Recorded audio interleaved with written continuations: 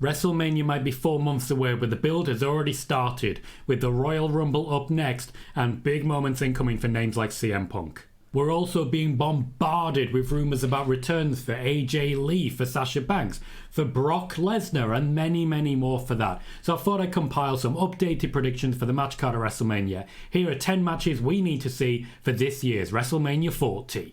It's number 1, and we are not going to mess around for a moment. The main event of night 1 looks set to be CM Punk versus Seth Rollins. If you watch the Survivor Series watch party, I laid out exactly what the plan was the moment that CM Punk first walked out into the arena. Seth Rollins and CM Punk have serious history, genuine history. This is a bit Matt Hardy versus Edge. This is a bit Bret Hart versus Shawn Michaels. It's also a little bit tasty and just a little teensy bit sexy. The in-ring talent is obvious, and even if CM Punk wasn't as good as he is, Seth Rollins has a point to prove. Anyone calling themselves the best in the world will inevitably end up in a ring across from Seth Rollins. Yes, I'm looking at you, Will Ospreay, as well. All this means that while another women's main event seems to have been bumped, you can't argue with the absolute guaranteed money to be made from CM Punk versus Seth Rollins. Of course, it does mean we're not going to see much wrestling from Punk for a while, but if you want a special attraction, you can't get much better than that. Second, the match it replaced, and a match that was decided upon almost a year ago, Becky Lynch challenging Rhea Ripley for the Women's Championship on Raw. Now, Rhea Ripley has held that championship with great acclaim, even though she has lacked top-level challengers. While she's been building up very nicely, Becky Lynch has been off doing her own thing, wrestling against Trish Stratus, wrestling in a cage, wrestling in War Games, wrestling in NXT, basically wrestling anywhere apart from directly in the eye line of Rhea Ripley. Now Becky Lynch is helping to rebuild Nia Jax, but that's just en route to what will be absolute demolition jobs between Becky Lynch and Rhea Ripley. This feud actually started the same time that The Man did, with The Man, Becky Lynch, coming down to NXT to attack Charlotte Flair as she was delivering a statement and a presentation. Rhea Ripley would take up that challenge and engage on social media with The Man, and since then, these two women have been looking forward to working with each other. This is going to be inventive, it's going to be creative. The actual low point will be the match, and even then, we're still guaranteed a lot of fun.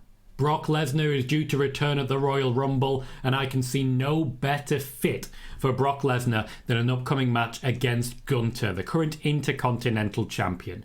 These two have been looking to work together for a while. Last year's Royal Rumble even involved a moment between the two of them having a stare down, even though Drew McIntyre and Sheamus were always the plan for Gunther at that year's WrestleMania.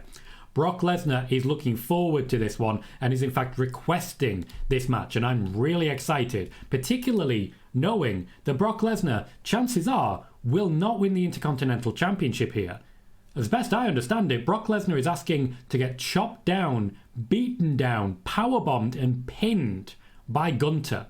What better way to endorse someone who's about to become main event, and what a hell of a way to reintroduce the Intercontinental Championship after a rough couple of years. We have a brush with celebrity next. Bad Bunny is looking set to return around WrestleMania time and have at least one wrestling match. I'd be excited to see plenty more of him in wrestling, but I think the obvious choice for him to slot in is not against Damian Priest as he has done previously, but to slot in alongside Rey Mysterio.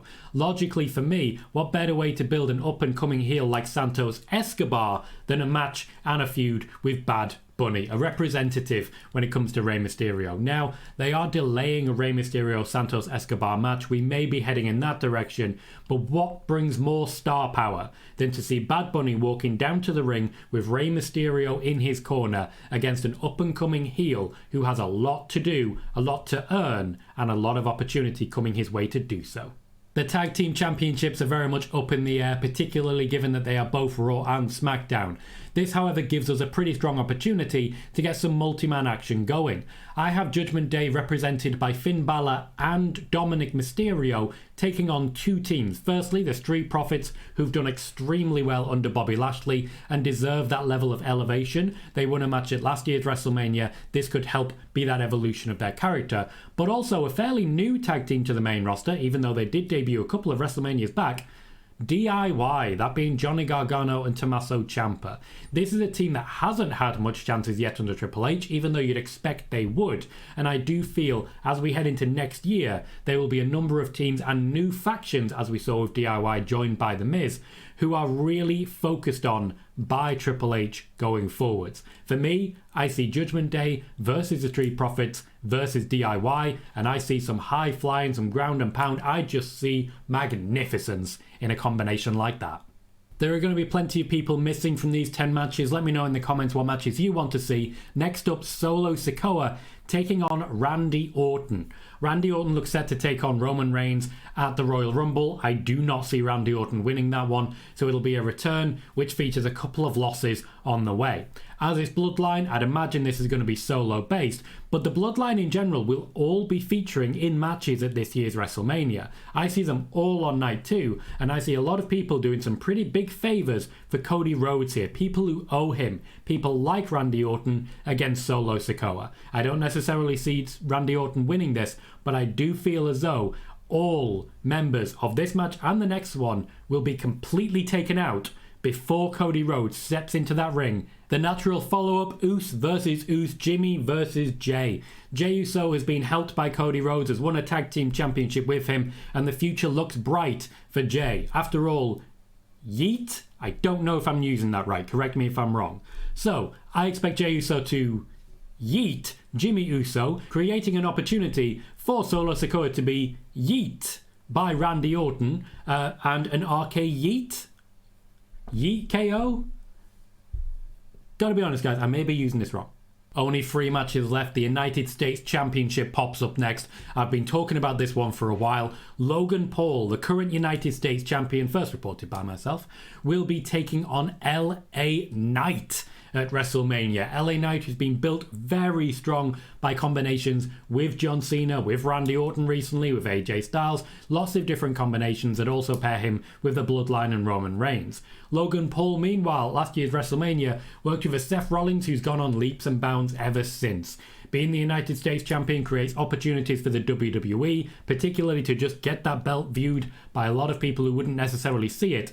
But with LA Knight, the cream of the crop, one of Triple H's favourites, and a fan favourite as well, this seems like not only the perfect way to coronate that moment, but also the perfect championship that hopefully will allow LA Knight to become a Gunther of his own in the years to come. This one depends a lot on the Royal Rumble and a lot on the decision making of Damage Control and particularly Dakota Kai. I have Bayley challenging Io Sky for the Women's Championship on SmackDown. Now I have this essentially being the year of Bayley, starting January 1st, ending January 1st in 2025. I have Bayley having a year as good next year as Judgment Day have this year. And I think it all starts with the Rumble win and with a WrestleMania win as well. Damage Control I don't see breaking up at WrestleMania, but there are plenty more opportunities for all of them, and it starts admittedly with a big loss to a big Bayley. And finally, you guessed it, the main event of WrestleMania. No matter how much CM Punk tries to claim the main event, you cannot take it away from Roman Reigns. Cody Rhodes challenging Roman Reigns for the undisputed heavyweight universal WWE Championship, whatever combination there is. This time I do think he's going to win it, but as you know, no one can guarantee anything in the world of the Bloodline. Roman Reigns will be returning on SmackDown very shortly. I'm excited to see what comes next. He'll start with Randy Orton. The legacy will continue to be involved, and I think Jey Uso might be playing the role of Ted DiBiase Jr. in this particular combination. It just depends whether Randy Orton and Jey Uso can trust each other, because that is what Cody Rhodes needs in order to get himself the win and to finish the story. Like the video, let me know in the comments below what you think you're going to see at this year's WrestleMania. I cannot wait to see what you think is likely. I've been Tom Colohue, and I'll see you soon.